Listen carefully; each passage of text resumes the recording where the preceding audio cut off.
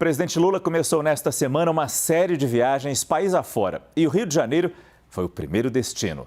Depois de um começo de mandato tumultuado pelos ataques em Brasília e o flagelo Yanomami, Lula quer marcar os 100 primeiros dias de gestão com entregas de obras e lançamentos de programas.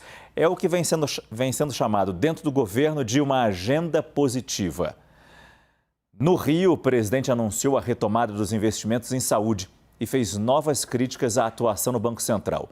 O repórter Pedro Duran acompanhou esse dia de compromissos do presidente. Na cruzada contra a alta taxa de juros, o presidente da República, Luiz Inácio Lula da Silva, voltou a questionar a autonomia do Banco Central. Lula chamou a Selic em 13,75% ao ano de vergonha. Não existe nenhuma justificativa para que a taxa de juros esteja, nesse momento, a 13,5%. É só ver a carta do cupom para a gente saber que é uma vergonha esse aumento de juros e a explicação que eles deram para a sociedade brasileira. Essa não é a primeira vez que o presidente se mostra insatisfeito com os juros altos. Só que agora, Lula pediu ajuda no coro contra a taxa. Se a classe empresarial não se manifestar, se as pessoas acharem que vocês estão felizes com 13,5%, sinceramente, eles não vão baixar juro. As declarações foram durante a posse de Aloysio Mercadante como novo presidente do BNDES. Ele defendeu a necessidade de apoiar as micro, pequenas e médias empresas. Homem forte da campanha presidencial e coordenador do programa de governo de Lula, Aloysio Mercadante contou com um auditório cheio em sua nova casa. Vieram para a cerimônia os presidentes do Banco do Brasil, da Petrobras e da Fiesp, além de 18 ministros. Metade do gabinete de Luiz Inácio Lula da Silva esteve no Rio de Janeiro para ver o novo presidente do BNDES pisando em ovos com o mercado. Nós não pretendemos ficar disputando mercado com o sistema financeiro privado. Isso não é papel do BNDES.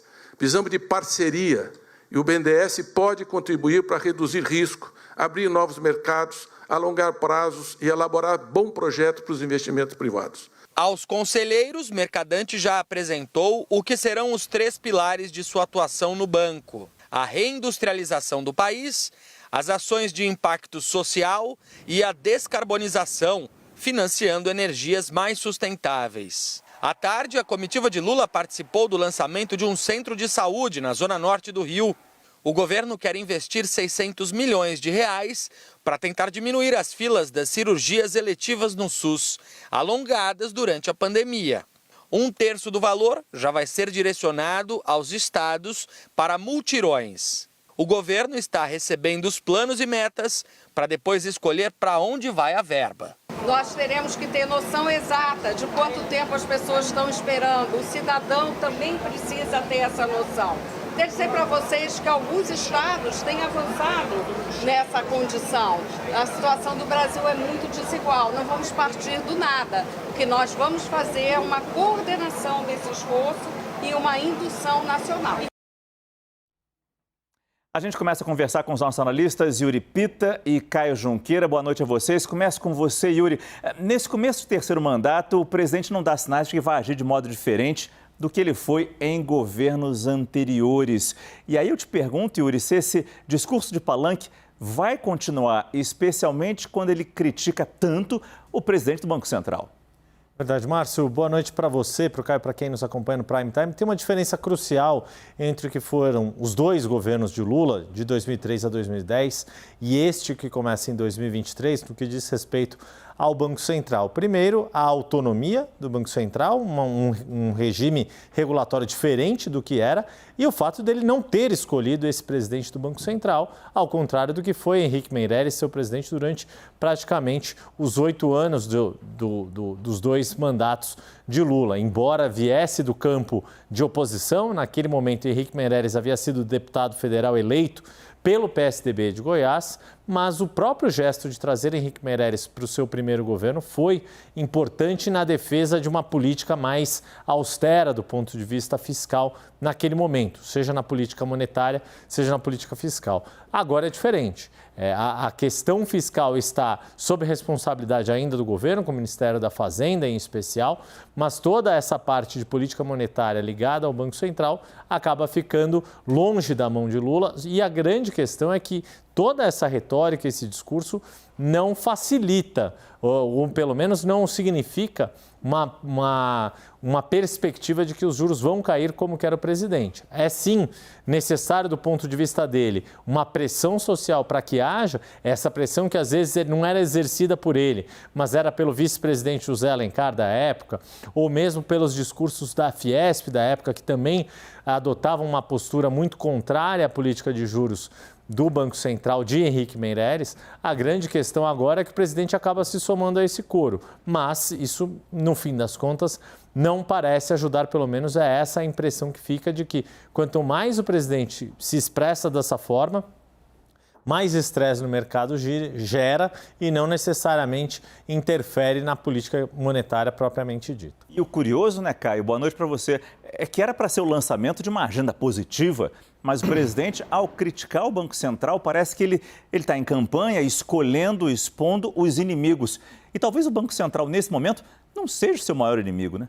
Certamente não é, Márcio. Boa noite a todos. Márcio, tem uma avaliação muito forte de que o presidente tem errado tanto no diagnóstico quanto na operação. No diagnóstico porque o problema da inflação é um problema mundial. E na operação porque se ele pretende, de alguma maneira, rever, seja a independência do Banco Central, seja tentar interferir nas decisões que o Banco Central independente toma, que ele mobilize a sua base aliada. Ele acabou de eleger o presidente da Câmara e do Senado, tiveram ambos, tanto Rodrigo Pacheco quanto Arthur Lira, o apoio do Palácio do Planalto, mobiliza ali, ou aprova uma proposta de emenda constitucional para acabar com a independência do Banco Central, ou agora, no dia 28 de fevereiro, 2 diretores do Banco Central, o mandato será encerrado.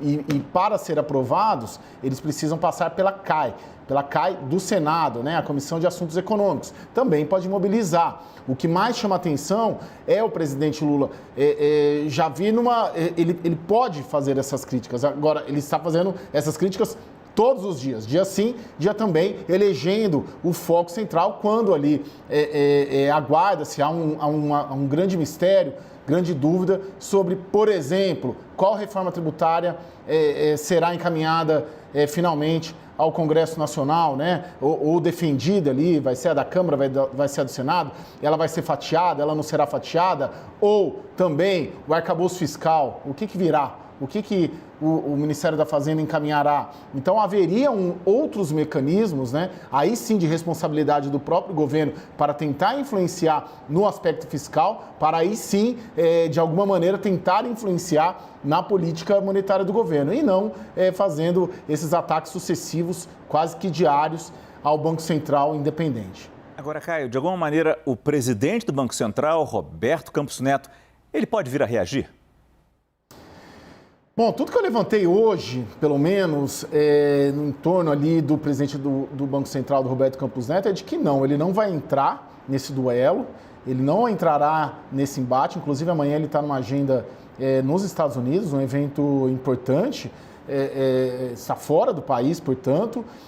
A grande aposta ali, né, primeiro, ele tem muito esse senso, pelo que eu percebi ali, de interlocutores dele, de que ele está lá para cumprir uma missão de estruturar um Banco Central, sendo que o Brasil é dos últimos a ter Banco Central independente, em comparação até com vizinhos aqui da América do Sul. Esse é um dado. Então ele está imbuído nessa missão de estruturar e de criar ali as estruturas de um Banco Central independente na primeira vez que esse modelo é testado, porque uma coisa é você ser testado um Banco Central independente quando o governo patrocinou essa independência do Banco Central. Outra coisa é você ter um governo que não gostaria que o Banco Central fosse independente e aí você tem a estrutura já montada ali do Banco Central. Esse é um dado. Outro dado é que durante a tramitação da PEC do Banco Central Independente, ela foi aprovada pelo Congresso Nacional e tiveram ali 2 grandes patronos, Rodrigo Pacheco e Arthur Lira. e muitos senadores, inclusive muitos hoje que se mantiveram na base aliada do governo, foram base do governo Bolsonaro e são base do governo Lula, também defendem. Então tem ali uma aposta de que o Congresso que deu ao Banco Central a sua independência será o Congresso que blindará o Banco Central dessas tentativas ali de interferência política por parte hoje do Palácio do Planalto do presidente Lula na instituição. Obrigado, Caio Junqueira. Obrigado também, Yuri Pita. Daqui a pouco a gente volta a conversar.